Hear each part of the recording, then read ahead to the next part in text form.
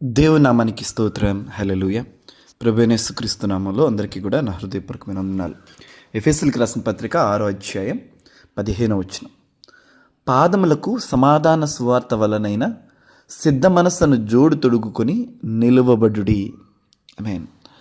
అపోస్తలుడైన పౌలు శత్రువుని ఎదుర్కొనటానికి, శత్రువు ఎదుట శక్తి కలిగి నిలబడటానికి, వాడితో పోరాడటానికి, అపవాది యొక్క తంత్రాలను ఎదిరించటానికి మనం ఎటువంటి సర్వాంగ కవచాన్ని ధరించుకోవాలో ఒక్కొక్కటిగా మనం నేర్చుకుంటూ ఉన్నాం అపోస్తలుడైన పౌలు గారి ద్వారా. ఈరోజు సువార్త వలనైన సిద్ధ మనసు అనే జోడు తొడుగుకొని, అంటే శత్రువుని ఎదుర్కొనే మరొక మార్గం ఏంటయ్యా అంటే, శత్రువు ఎదుట నిలబడే మరొక మార్గం ఏంటంటే స్వార్థ అనే జోడును తొడుగుకోవటం.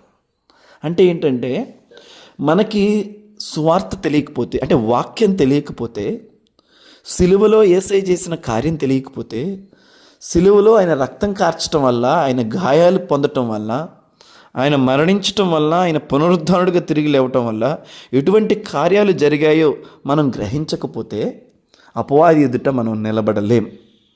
చూడండి, అపవాది యొక్క తల, మరి సాతాను యొక్క తలని సిలువలో యేసుక్రీస్తు ప్రభువారు చితగొట్టాడు. అంత మాత్రమే కాదు, మన మీద అప్పుగా ఉన్న ఆ రుణపత్రాన్ని దేనైతే ఆధారం చేసుకుని మనుషుల జీవితాల్లో చెలగాటమాడుతూ ఉన్నాడో ఆ పాపపు రుణపత్రాన్నంట తన గాయములతో కొట్టివేసి, ఆ రక్తపు మరకలతో తుడిచివేసి ఆ రుణపత్రాన్ని తీసుకుని వెళ్ళి సిలువుకు కొట్టేశాడంట.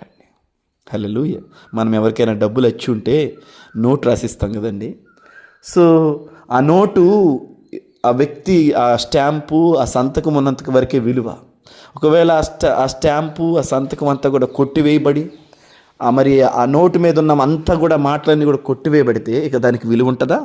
అలాగే దేవుని ఎదుట మనం పాపులుగా ఉన్న ఆ పాపపు స్థితిని యేసుక్రీస్తు ప్రభువు తన స్వరక్తం ద్వారా, తన రక్తంతో కొట్టివేసేసాడంట. అలా తుడిచేసేసాడంట అండి. సో ఇక మనం దేవునికి ఏది అచ్చలేం.